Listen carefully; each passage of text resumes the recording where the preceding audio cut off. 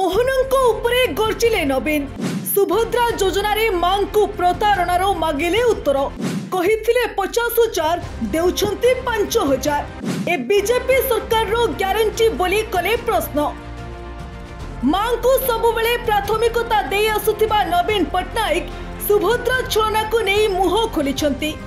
मोहन सरकार को उपरे गर्जिछंती पूर्वोत्तर मुख्यमंत्री कहले निजे देथिबा ग्यारंटी पालन करूनाहंती बीजेपी दल।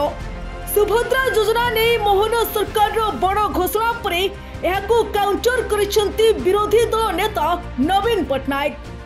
एक्स रे पोस्ट शेयर करी नवीन लिखिसंती बीजेपी प्रत्येक महिला को 50,000 टंका देबो बोली ग्यारंटी देथिला। सेमाने निर्वाचन समय कहिथिले 50,000 टंका देबे बोली हेले देउछंती मात्र 5,000 टंका। सबु महिला एही योजनार लाभ पाइबे बोली कहिथिले हेले पाइबे जमा 3 जनरु जणे। मां मानंकु एहा कोन बीजेपी रो ग्यारंटी बोली प्रश्न करिसंती नवीन। खाली सेतिके नुहे नवीन आहुरी मध्य कहिसंती जे आमर 4.5 कोटी जनसंख्यार प्राय 2 कोटी 25 लाख महिला एथिरे शामिल हेबे बोली आशा करा जाउथला। किंतु एबे बीजेपी सरकार को कहिबा मुताबिक केवल मात्र 70 लाख महिला एथिरे शामिल होई परिबे। ताहेले बीजेपी सरकार को प्रत्येक महिला को ए योजना रे शामिल करबा अर्थ को नैया मां मानंकु एहा कोन बीजेपी रो ग्यारंटी ना एहा एक धुआं बाण एहा प्रश्न करिसंती नवीन पटनायक।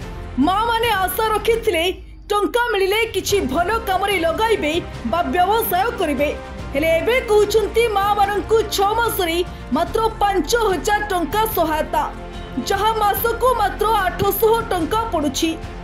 एहा केउ कामरे लागिबो एक संगरे 50,000 टंका प्रोत्साहन मिलिथिले मां माने एहाकु कोनोसी कामरे लगाई पारिथान्ते किछि व्यवसाय करे सशक्त होई समाज रे आगो को बढ़िथान्ते। सुभद्रा बा किछि ग्यारंटी योजना को कार्यक्षम करबाकू बीजेपी सरकार चलित बजेट रे 50,000 कोटी टंकार ऋण करिसंती। एहा आम समस्तक मुंडरे ऋण बोझ आम मां और भौणी मानंकु एहाकु सुध सह सुझिबाकू पड़िबो कारण एहा सरकारी अर्थ नुहे ऋण होई आसिथिबा टंका एथिरे कोन नारी सशक्तिकरण संभव हेबो आमे खाली जहा ऋण करी परब पालिबा सार हेबो बोली नवीन कहिसंती। ब्यूरो रिपोर्ट ओडिशा हालचाल।